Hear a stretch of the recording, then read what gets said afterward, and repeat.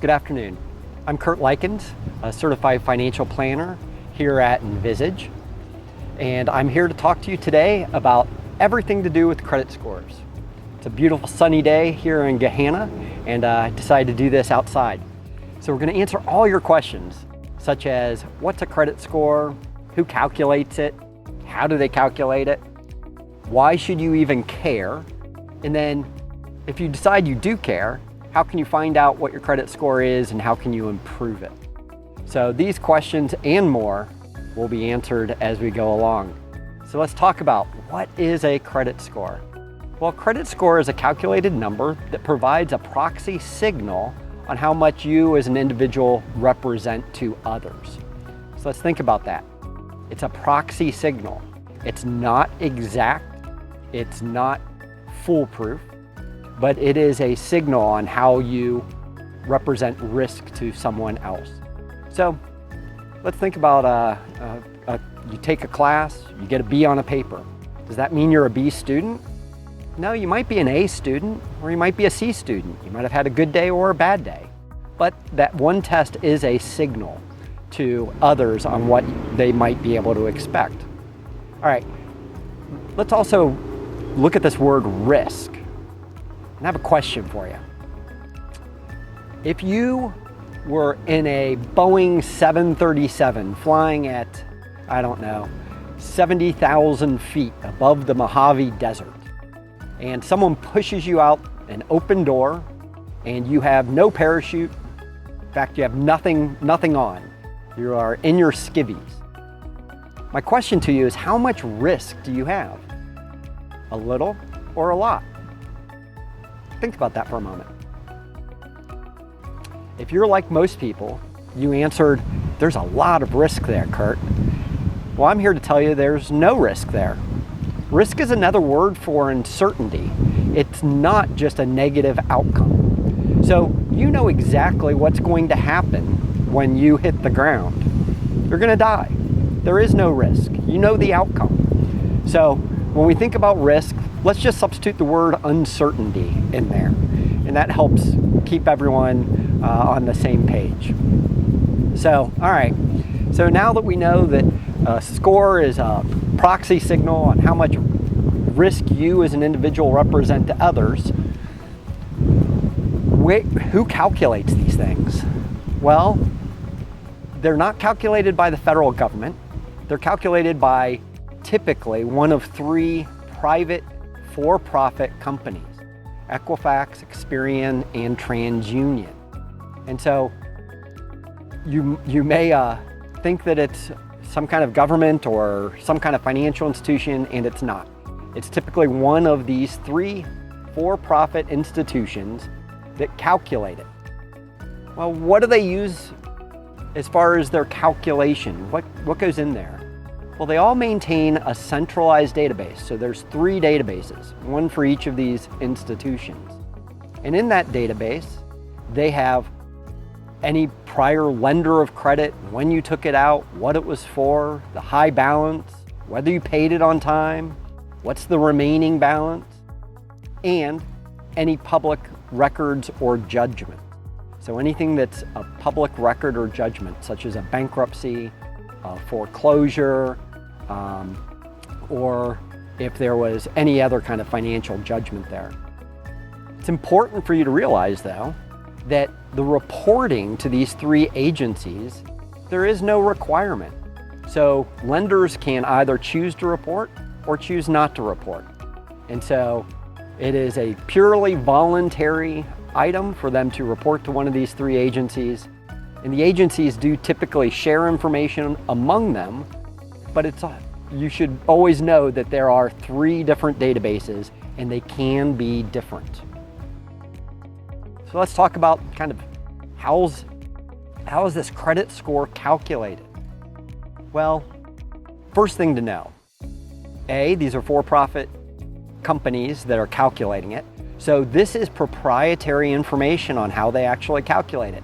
They will not tell you how they calculate it, and they all calculate it differently.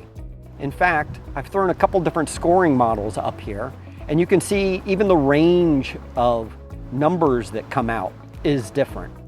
So You cannot actually go through, take the raw information, run it through a FICO algorithm, because FICO is proprietary and you can't find what that function actually is.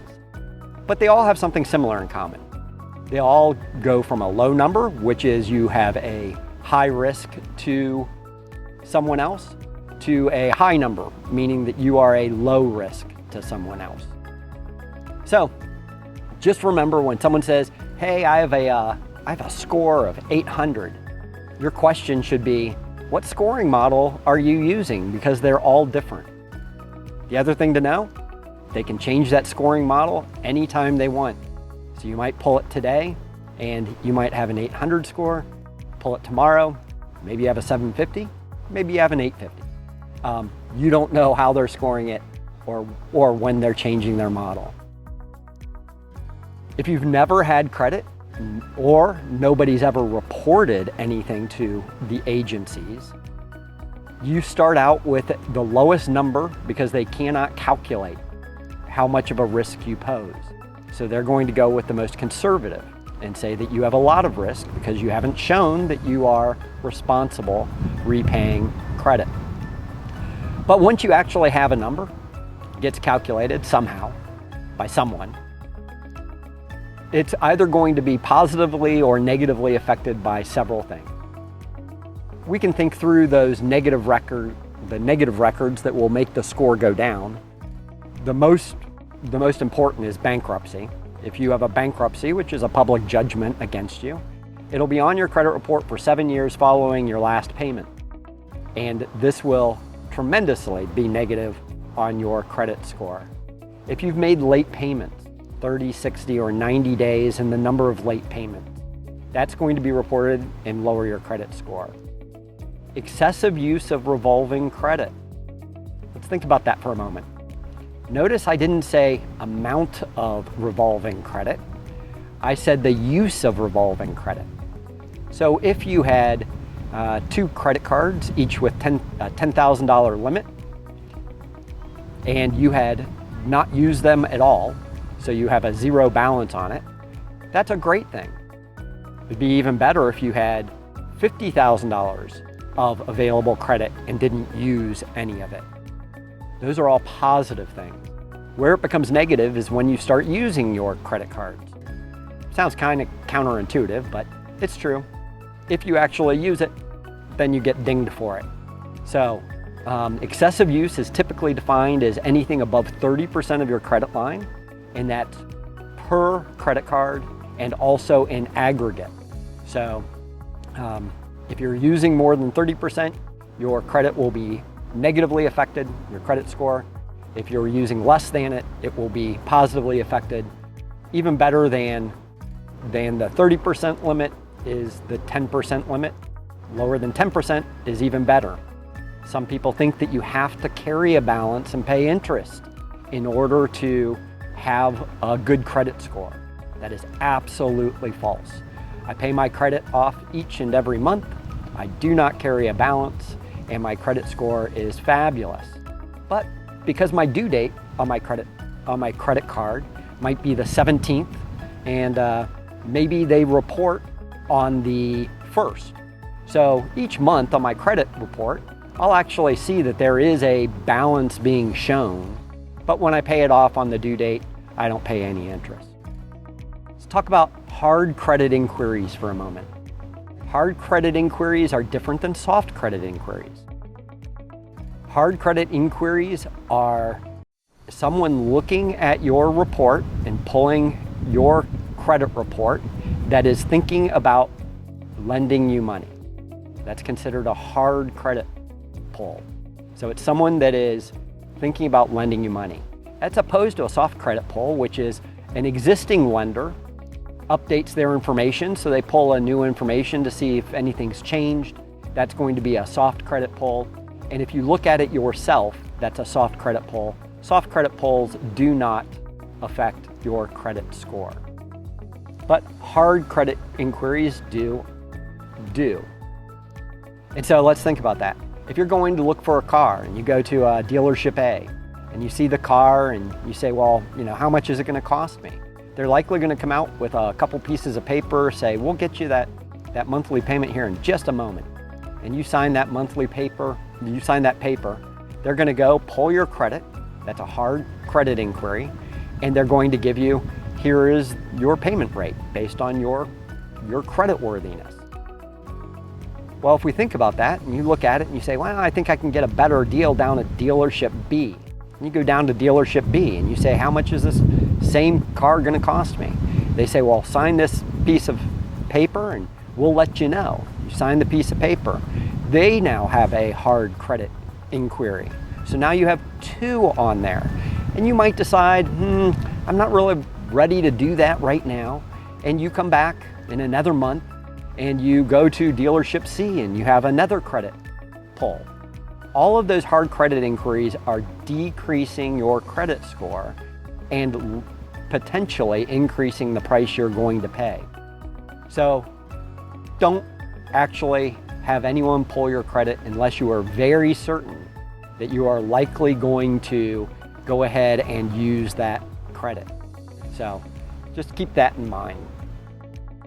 Things that positive, well, anything that's not negative is probably going to be positive. So paying your bills on time. We already talked about having limits on credit cards. Having more credit available is a positive indication as long as you're not using it. Remember, lenders only want to lend you money when you don't need it. But other things you might not think about. The age of the account. So how long you've actually been responsible with credit. Someone with 20 years worth of history will have a higher credit score than someone with 2 years worth of history. Also, the types of accounts. You are considered a lower risk if you have shown that you can be responsible with different types of credit. So auto loans, mortgages, credit cards, that mix of accounts is factored into a credit score.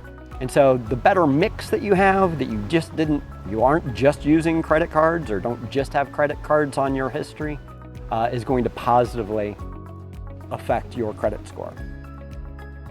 Now, here's something. Things that have no effect, none whatsoever. Your income, your asset, utilities don't get reported, rent doesn't get reported.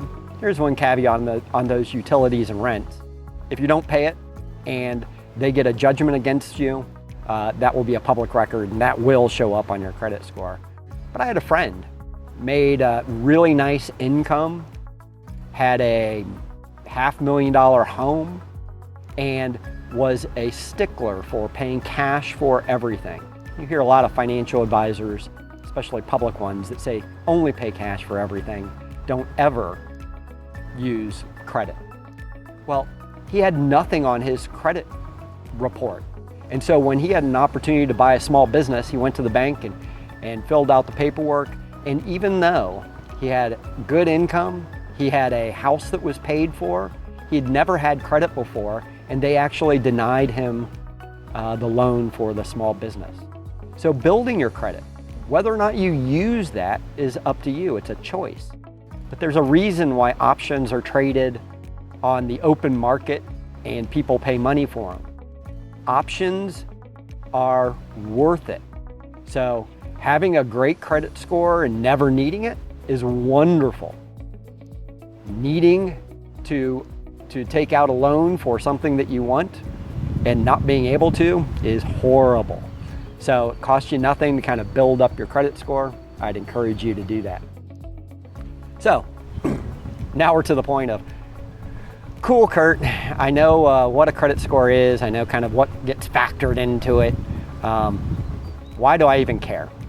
Well, everyone's going to remember that, if someone's going to lend you money, they're going to look at your credit score in order to assess their risk or their uncertainty.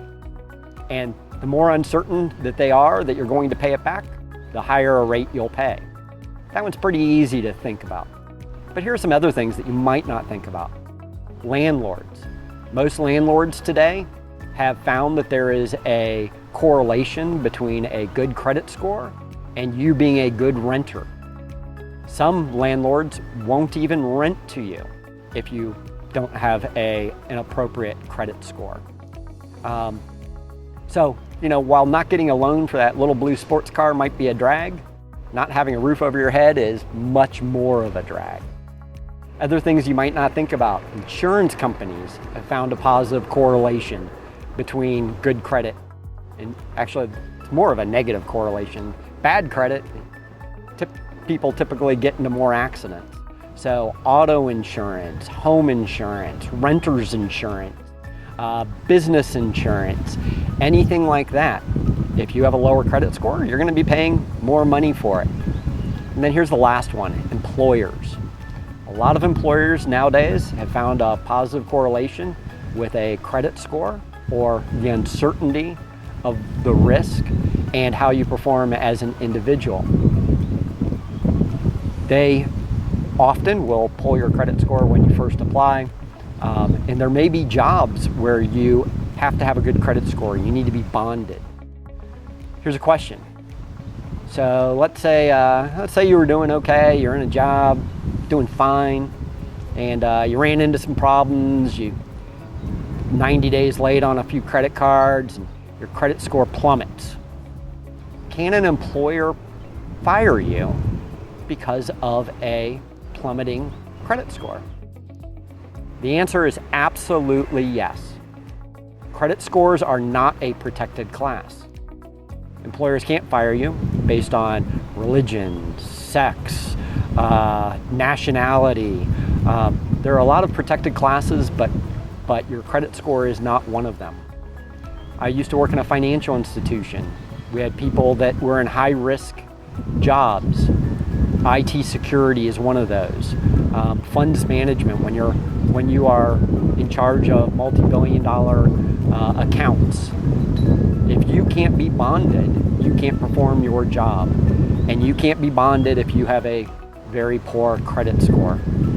Also, as a certified fraud examiner, I do know that people that find themselves in difficult financial situations are much more likely to embezzle or have financial misappropriation. And so those are all indications that you don't want associated with you. So different ways that your credit score is used. So let's talk about some of the costs with a credit score. These are typical numbers for good credit versus bad credit. Same two people, same income, same house. Everything else being equal except their credit score is poor. Credit cards can range from around 8% to 21% or potentially even more. Auto loans, 3% if you have a good credit score, 16% if you don't. Mortgage loans, 6% to 12%. Auto insurance, you'll pay an additional $50 a month in auto insurance typically if you have a poor credit score. Let's just take one instance. Let's pretend you're purchasing a $300,000 house for 30 years and you have a good credit score. So you're paying about 6%. Your payment is going to be about $1,800 a month for those 30 years. Everything else being equal, you have a poor credit score, and so you're considered a higher risk. You have higher uncertainty with the lender, and you have to pay 12%. Well, now your mortgage payment is going to be about $3,100 a month. So $1,800 versus $3,100 each month for 30 years. If you add it up, the person with poor credit actually is paying almost $500,000 more in interest just because they had poor credit. So, it's not uncommon for people to actually save over $1 million if they have good credit versus poor credit. And so that's kind of something to think about. And when do most people find out that they have poor credit, or they might have an error on their credit report that's driving that lower? It's after they've already become emotionally involved. It's already after, my wife has found that little blue sports car and she has her heart set on it, and I go to look it up and they give me a horrible rate. Or she's found this beautiful house out in the woods, and It's a once in a lifetime opportunity and it's going to be gone in 5 days. Well, now there's no time to actually make any corrections to your credit. And so that is really when people find out. So if you're thinking about making a purchase, check your credit score, check your credit report before you actually go out and become emotionally involved with whatever purchase you're thinking of making. So how can you check your credit score or your credit report?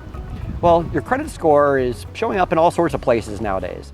A lot of financial institutions are putting it on their monthly statement, your credit cards. Sometimes they'll put it on the top.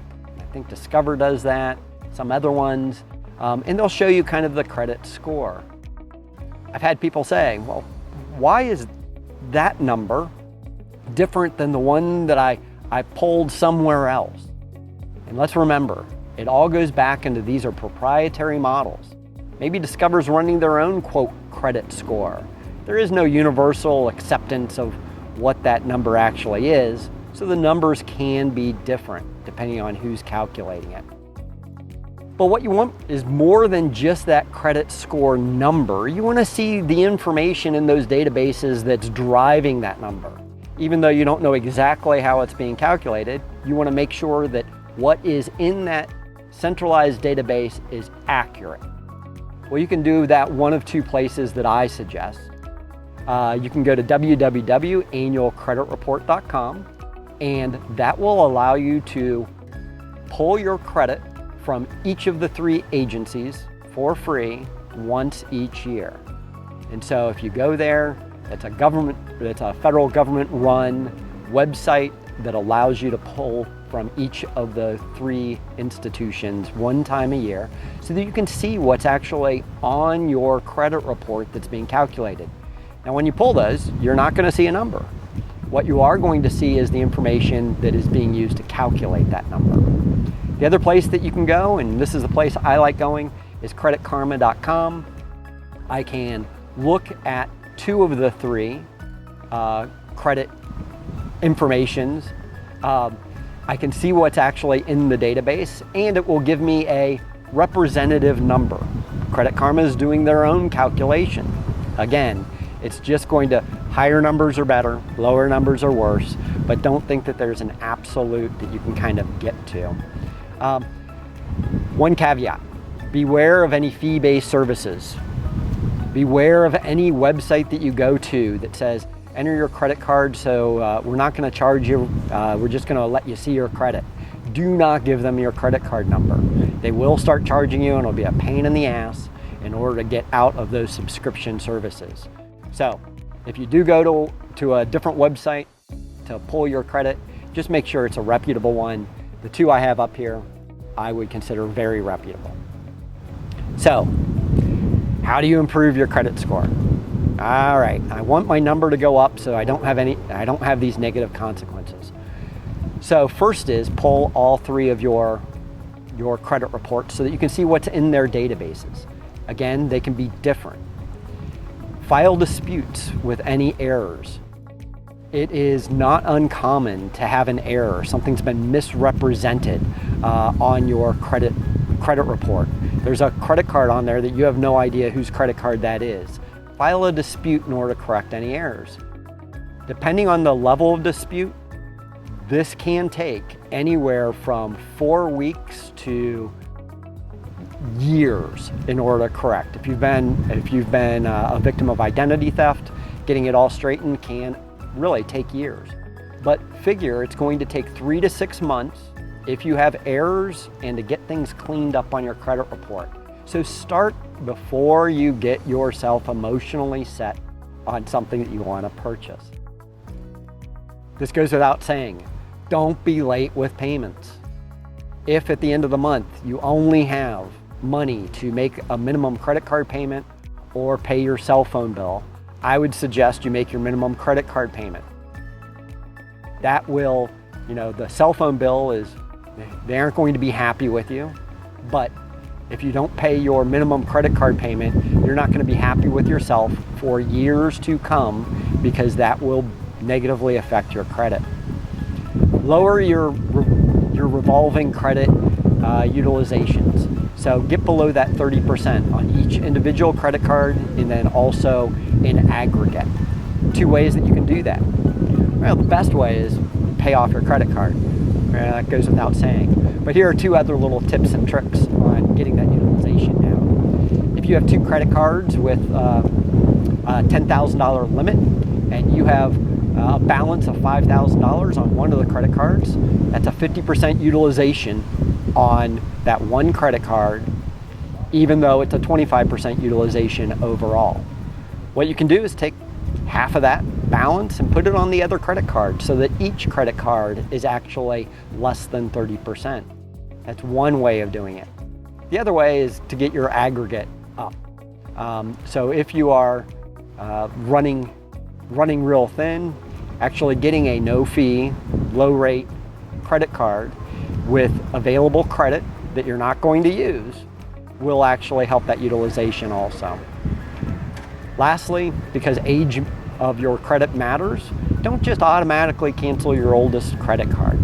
Now, this doesn't mean that you just hold on to everything for forever.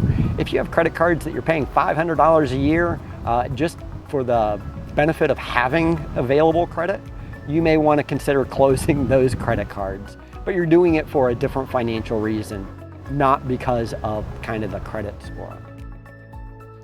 All right, I'm going to share my son-in-law's helping him improve his credit score.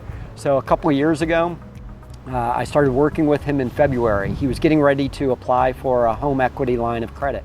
So it was going to be a 10-year line of credit. He was going to be using that money to pay off some of his credit cards and then fix up a few things around the house. And so when we started looking at it, he started with a 639 credit score, which is considered poor. Most institutions might not even lend you money. I think he had a quote for somewhere around the 10%, 11% range from the one institution that would entertain giving him a credit. We started working with him and 2 months later we got his credit score up to 792, which is considered excellent. All of a sudden, because he seemingly didn't need the money, everyone wants to lend him money at low rates. So he did secure a loan in that just under 5% range for his home equity line of credit. So if we think about this, what actually did we do? What we did was I ended up lending him about $30,000. He paid down his credit cards, paid off most of them. We corrected one error that was on there. We filed a dispute, got it corrected about 6 weeks later. And those two things actually raised him from a 639 to a 792 and saved him a lot of money. And once he got that home equity line of credit, he paid me back my $30,000, which he wanted to pay off the credit anyway. And so if you're lucky enough to have a family member or a good friend that can make you a short-term loan, you can save a lot of money by going ahead and doing something similar. So that is really my credit scores 101. I hope you enjoyed the presentation. I hope you learned a little something. And if you have any questions, please don't hesitate to reach out to me. But do realize how important your credit score is. And if you don't know what your credit score is, or you haven't seen what's in those databases, do that today and get things in the right direction before you become emotionally set on making a new purchase. Thanks, and I hope you have a wonderful rest of the day.